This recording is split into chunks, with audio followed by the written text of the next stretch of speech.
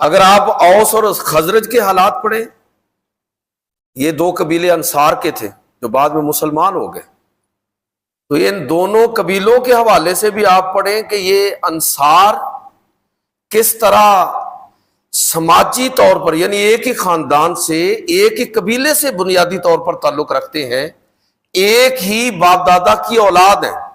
آگے اوس اور خزرج کی صورت میں دو گروہ بنے اور یہ آپس میں لڑ لڑ کے مر گئے۔ اسلام کی نعمت ان کو میسر ہوئی تو ان کی لڑائیاں ختم ہوئی ہیں۔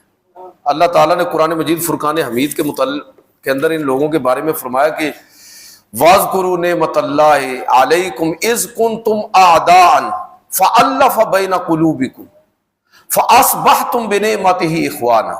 اللہ کی نعمت کو یاد کرو کہ جب تم مذہبی طور پر، سماجی طور پر، تہذیبی طور پر آپس میں ایسے گروہ اور ٹکڑوں کے اندر بٹے ہوئے تھے، پھر اللہ نے تمہارے اندر اس دین کی برکت سے محبت ڈال دی۔ فَأَلَّفَ بَيْنَ قُلُوبِكُمْ، اللہ نے تمہارے دلوں کے اندر محبت ڈال دی۔ فَأَصْبَحْتُمْ بِنِعْمَتِهِ إِخْوَانًا، پھر اللہ کی نعمت سے تم آپس میں بھائی بھائی بن گئے۔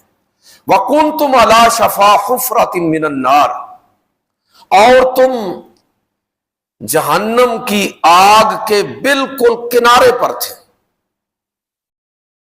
فَأَنْقَذَكُم مِّنْهَا، اللہ نے تمہیں اس بھڑکتی ہوئی آگ کا،